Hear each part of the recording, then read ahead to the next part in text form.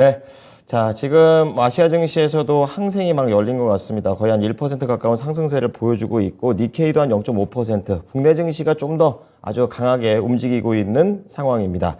자, 그럼 오늘도 이종복 전문가와 함께 이야기를 나눠보겠습니다. 전문가님, 안녕하십니까?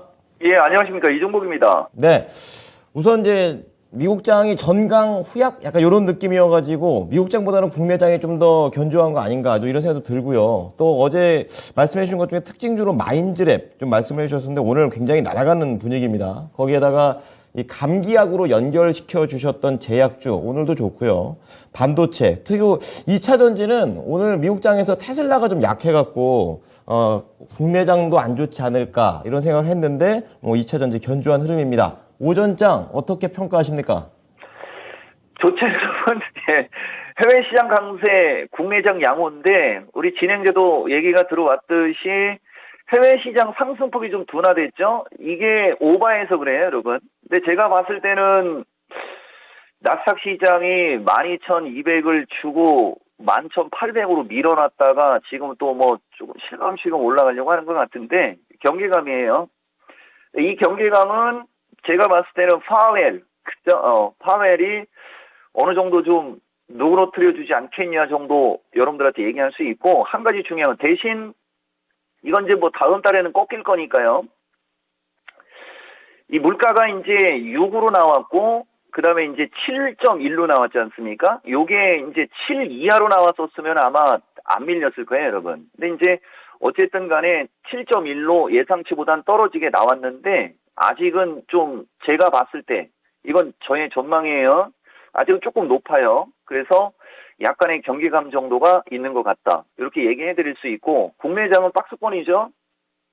뭐 어제 얘기해 드렸는데, 자, 이따가 요거죠, 여러분. 오늘 밤 세우고 이제 나서 내일 새벽, 그죠? 내일 새벽에 이거 4.5 기정사실화 했고, 그다음에 요 기자회견에서 이제 어느 정도 변동성이 생기느냐까지가 요번 변곡점 마무리입니다. 그리고 우리나라는 다시 이제 우리나라 와가지고 역시 박스권이고 지난번처럼 허무맹랑하게 밀리지는 않고 있다. 요 정도 여러분들한테 얘기해 드릴 수 있고요. 박스권 시장이 우리 진행자도 좀 언급이 들어왔지만 이종보기가 가장 강하죠, 여러분. 예, 저는 이렇게 지수가 급등할 때는 그게 습성 때문에 그렇다고 맨날 얘기해 주죠.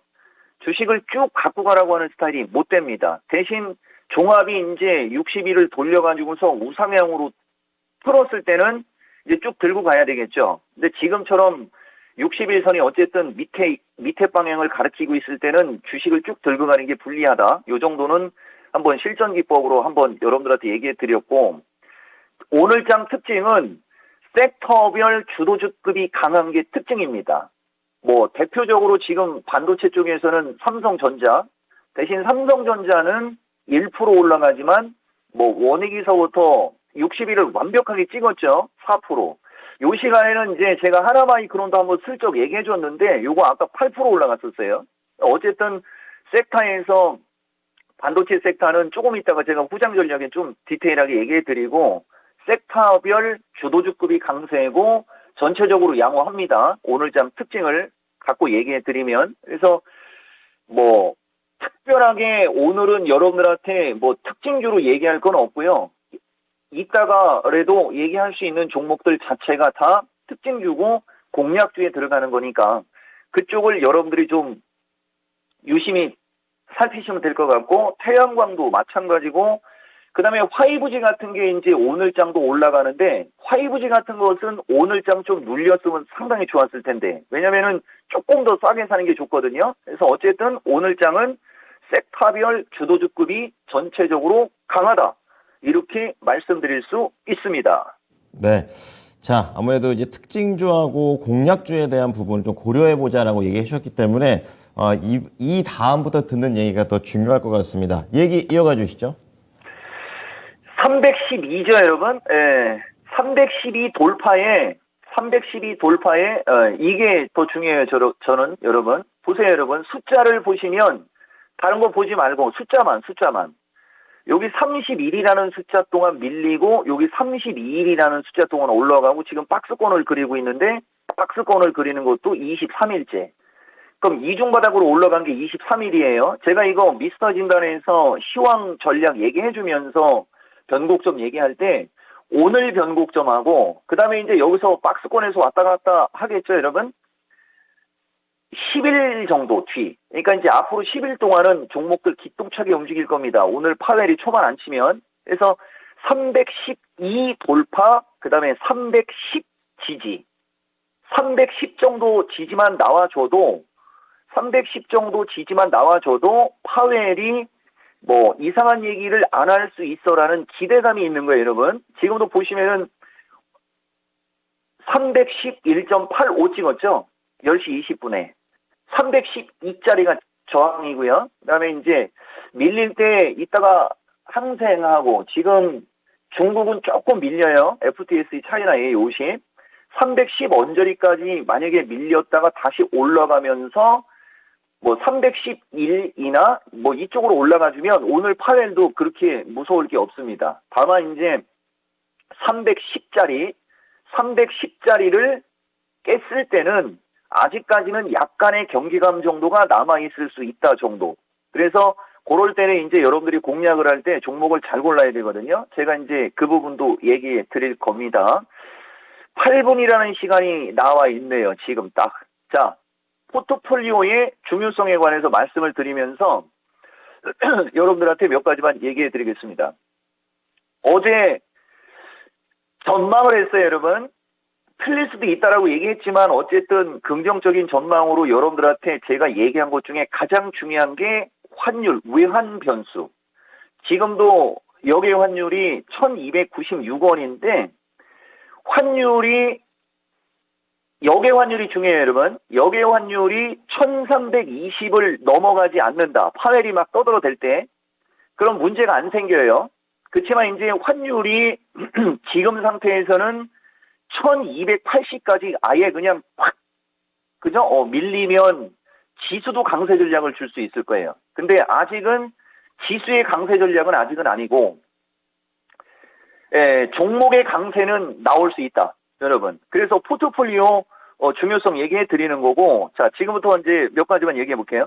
반도체, 2차 전지, 인공지능 쪽은 지수와 함께, 보다시피 오늘 지수가 좀 올라가려고 하니까 반도체 관련주나 2차 전지 관련주나, 그죠?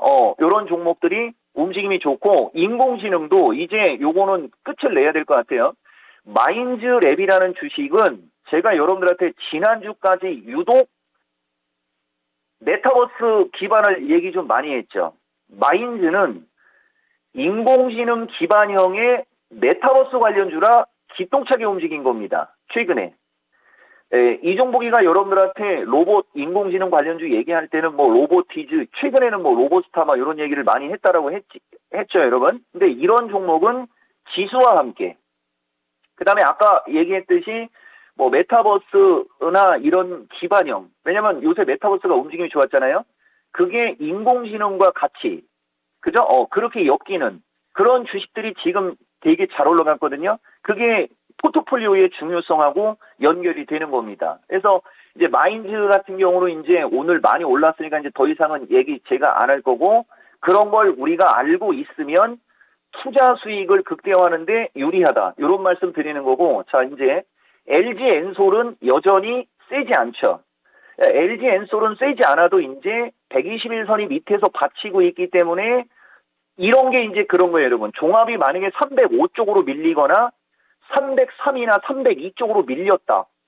그리고 지금 LG 엔솔이 지금 가격이다. 그러면 적극 매수죠. 근데 지금 종합은 310이에요. 그리고 이제 박스권 전략을 여러분들한테 드렸지 않습니까?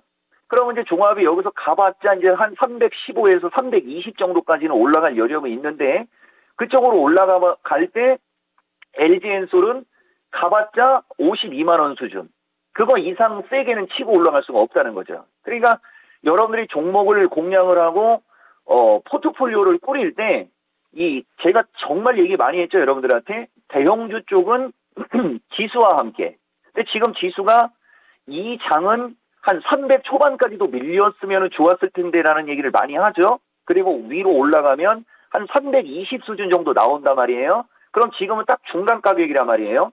그럼 딱 중간 가격에 시가총액이 높은 주식을 샀을 경우에는 기대 수익이 떨어진다라는 걸 좀 알아야 된다. 그런 걸 얘기해 드리는 거예요, 여러분. 그리고 여기 보면 포스코 쪽도 좀 움직이고 있죠. 근데 이 주식의 특징은 이제 121선하고 이격이 떠 있는데 21선이 위에서 밀려 내려오고 있죠. 대신 여기가 돌파된 직전 고점이고. 그러니까 포스코 케미칼 같은 경우는 20만 원 아래는 가격 메리트는 있는데, 그죠? 이것이 20만 원 위로 올라타면 지수 부담 플러스 가격 메리트가 상쇄. 그러니까 기대 수익률이 그렇게 크지 않은 거죠. 그래서 2차 전지 섹터도 지금은 시가총액이 조금 떨어지는 쪽, 그죠? 조금 떨어지는 쪽이 여러분들한테 유리하고, 뭐 그나마 대보마그네 얘기했어요. 요런 게 이제 지수와 상관없이 조금 더 움직일 수 있는데, 보다시피 눈치 보기가 지금 나오죠. 거래가 확 들어와야 되는데 거래가 확 들어오지 않고 있습니다. 그래서 이제 이런 주식이 밀리면 적극 매수. 그다음에 이제 안 밀릴 수도 있고, 그러니까 안 밀릴 때 이제 75,000원을 거래를 실으면서 넘어가느냐, 그렇지 않느냐, 뭐 이런 거 보는 거예요. 그다음에 유일이는 상대적으로 제가 요새 좀 안정적으로 얘기해 드리는데, 와, 시간 너무 많이 간다. 2차 전지에, 그죠? 자, 그래서 그런 거고, 자, 이제 5G하고 화장품 한번 얘기해 볼까요? 화장품도 어느 정도 시점에서는 또 리바운드가 나오겠죠. 그렇지만 5G가 더 확실합니다. 5G가.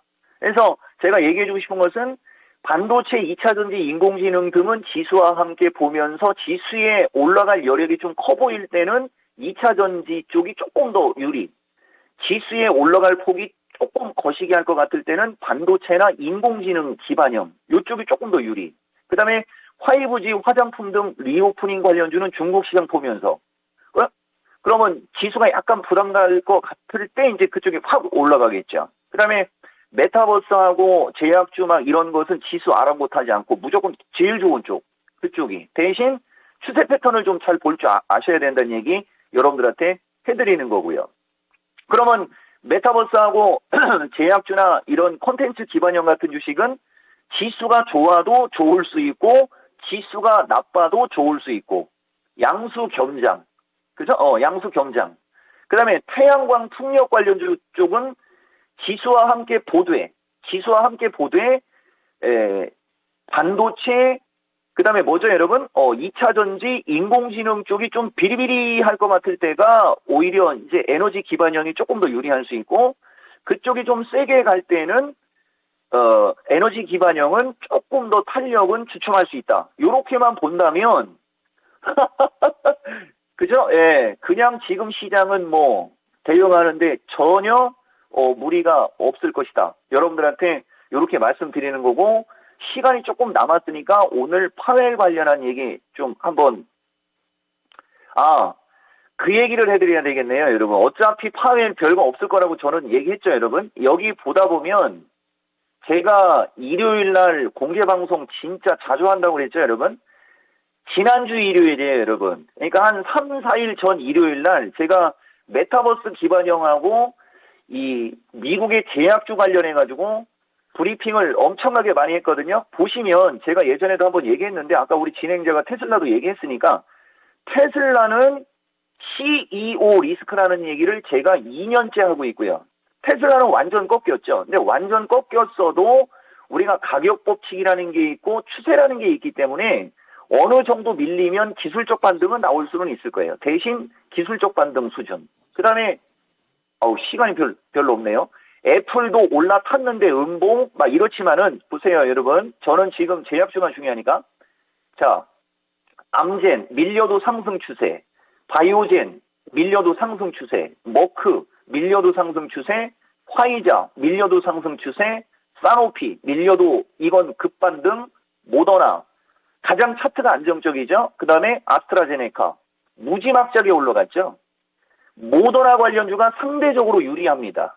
그러니까 다음번에 제약주가 어디가 좋을까? 모더나 관련주. 그 다음에 리튬 니켈 쪽은, 리튬은 최근에 실금실금 밀려요. 그래서 리튬 관련주들이 좀 약했고요. 실금실금 밀려요. 근데 니켈 관련주는 요새 반등이 되게 세게 나옵니다. 그래서 상대적으로 2차 전지도 니켈 쪽이 조금 더 유리할 수 있다. 요거까지 말씀드립니다. 뚫리겠습니다. 예, 아주 꽉 찬 후반전 시장 대응 팁이었습니다. 오늘 내용 잘 참고해 보겠습니다. 감사합니다. 예, 고맙습니다. 이종복입니다. 네. 또 제약 최근에 또 미리 말씀드렸었는데 또 힌트를 더 드리는 모습까지 오늘도 잘 체크해 가셨으면 좋겠습니다. 네, 지금까지 투자 판단에 도움이 될 수 있는 정보를 제공해 드렸습니다. 하지만 특정 종목의 상승과 하락을 보장하지는 않으니까요. 이 부분 참고해 주시기 바랍니다. 오후장도 힘내십시오. 고맙습니다.